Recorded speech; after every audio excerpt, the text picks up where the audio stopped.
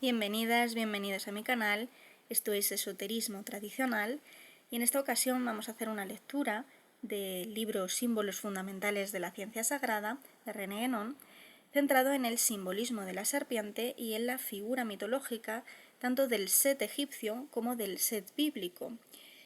Se profundizará en ello y se verán las diferencias y semejanzas de estas dos figuras y también se añadirán algunas pinceladas de otros animales simbólicos como el asno o el hipopótamo. Sin más dilación, comenzamos. Antiguamente, el hombre fue serpiente.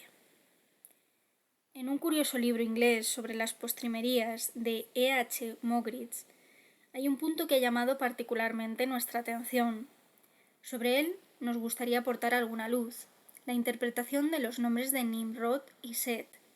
A decir verdad, la identificación de ambos por el autor impone muchas reservas, pero hay por lo menos cierta relación real, y las vinculaciones establecidas sobre la base del simbolismo animalístico nos parecen bien fundadas. Precisemos en primer lugar que tanto Namar en hebreo como Nimr en árabe es propiamente el animal moteado, nombre común al tigre, a la pantera y al leopardo. Se puede afirmar, ateniéndonos al sentido más superficial, que estos animales representan adecuadamente al cazador que fue Nimrod según la Biblia.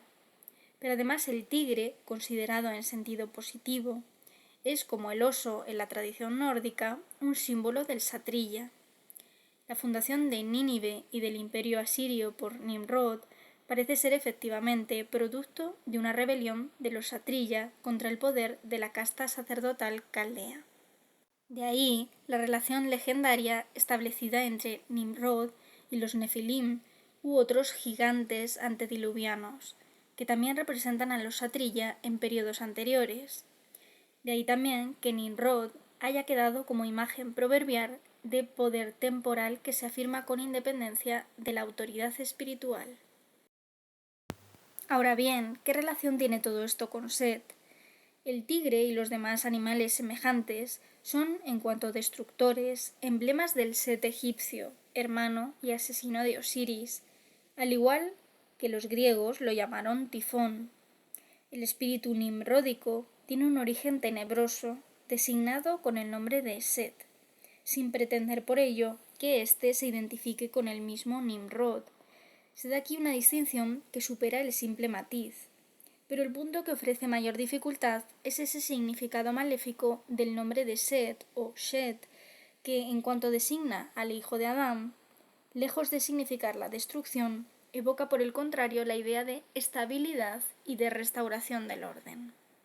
Además, si se quieren establecer resonancias bíblicas, el papel de Set con respecto a Osiris trae a la memoria el de Caín con respecto a Abel. A este propósito, advertimos que algunos hacen de Nimrod uno de los cainitas que consiguieron escapar del cataclismo antediluviano, pero el Set del Génesis se opone a Caín, lejos de poder identificarse con él. ¿Cómo pues se encuentra su nombre aquí asociado? De hecho, el vocablo Set tiene ya en hebreo los dos sentidos contrarios, el de fundamento y el de túmulo y ruina. La palabra es idéntica en los dos casos, pero es masculina en el primero y femenina en el segundo caso. La expresión Beni Set, hijos de Set, se encuentra también con este doble significado. Es cierto que los lingüistas quieren ver en ese doble significado dos palabras distintas, provenientes de dos raíces verbales distintas, Shit para el primero y Shat para el segundo. Pero la distinción de las dos raíces es secundaria y en todo caso sus elementos constitutivos esenciales son los mismos. En realidad, ello denota una aplicación de ese doble sentido de los símbolos, al cual frecuentemente hemos aludido. Su aplicación es más propia en el caso del simbolismo de la serpiente.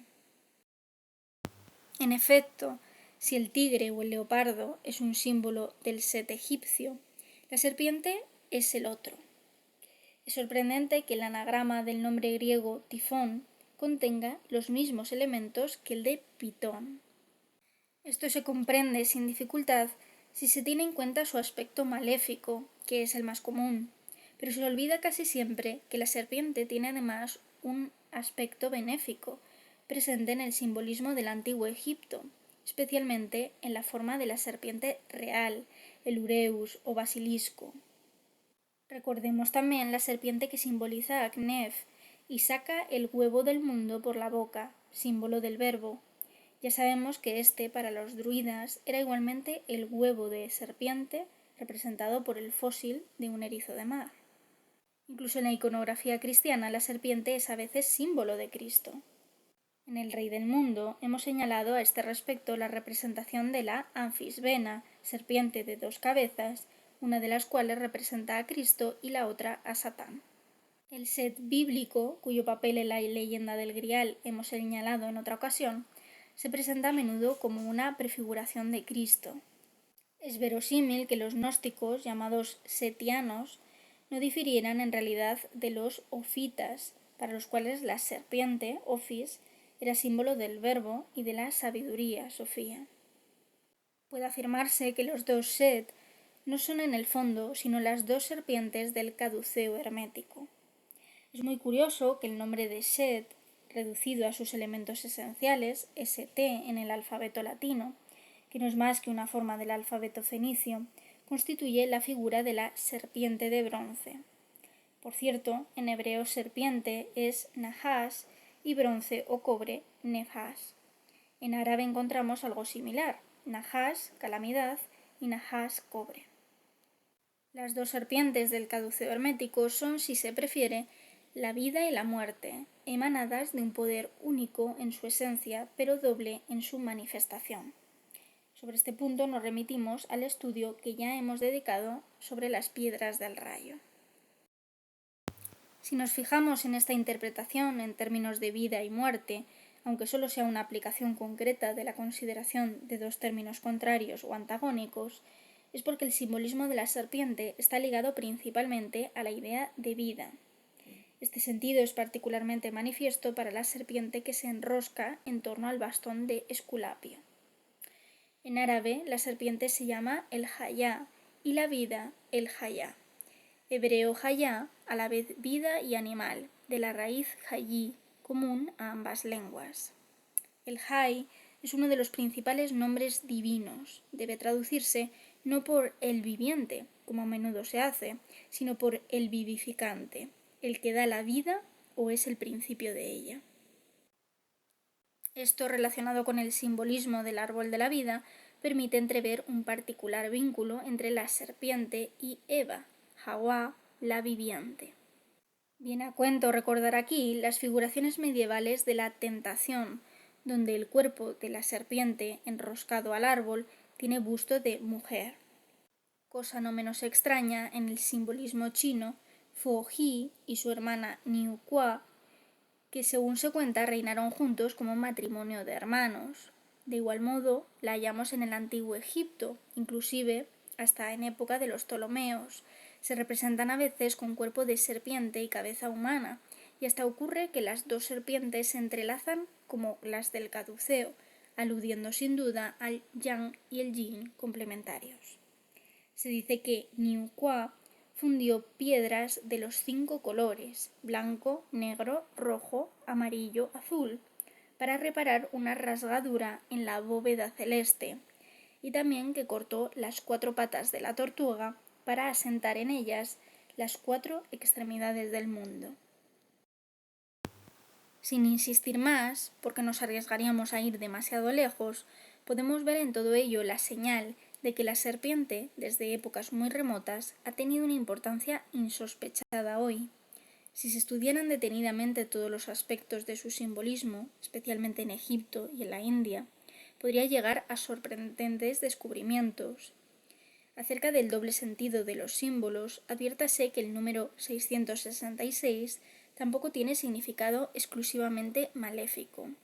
Cierto que es el número de la bestia, pero ante todo es un número solar, y como en otro lugar hemos dicho, el de Jacatriel, o ángel de la corona.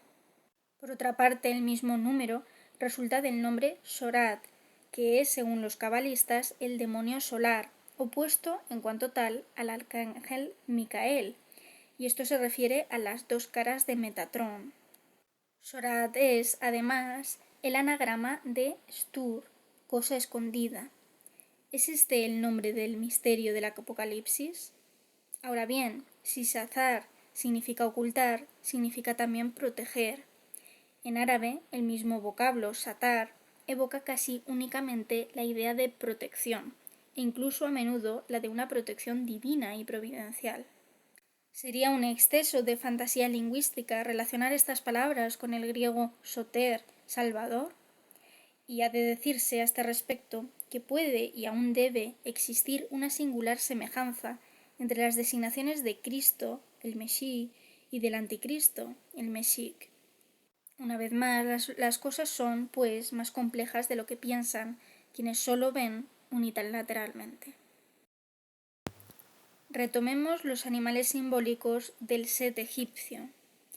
Entre ellos está también el cocodrilo, lo que se explica de por sí, y el hipopótamo, que algunos han querido identificar con el Behemoth del libro de Job, y acaso no sin cierta razón, aunque esa palabra, plural de Behemoth, en árabe Bahimá, sea en pluralidad una designación colectiva de los grandes cuadrúpedos. La raíz Baham o Abam significa ser mudo y también estar oculto. Si el sentido general de Behemoth se vincula a la primera de estas dos ideas, la segunda puede evocar más especialmente al animal que se oculta entre los juncos. Y aquí es también bastante curiosa la relación con el sentido de la otra raíz, Satar, a que acabamos de referirnos. Otro animal que, aunque resulte muy extraño, tiene en nuestro caso tanta importancia como el hipopótamo, es el asno, y más en concreto el asno de pelo rojo, que era representado como uno de los seres más temibles entre los que el difunto debía encontrar en el transcurso de su viaje de ultratumba, o lo que esotéricamente es lo mismo, el iniciado en el curso de sus pruebas. Una curiosa semejanza lingüística más, en árabe asno se dice jimar, en hebreo gemor, y rojo ahmar. El asno rojo sería pues como la serpiente de bronce, una especie de pleonasmo simbólico fonético. ¿No sería esta, mejor que el hipopótamo, la bestia escarlata del Apocalipsis? En la India, el asno es la montura simbólica de Mudevi, el aspecto infernal de la Shakti. En todo caso, uno de los aspectos más oscuros de los misterios tifónicos era el culto del dios de cabeza de asno. Como se sabe, se acusó a los primeros cristianos de adherirse a él.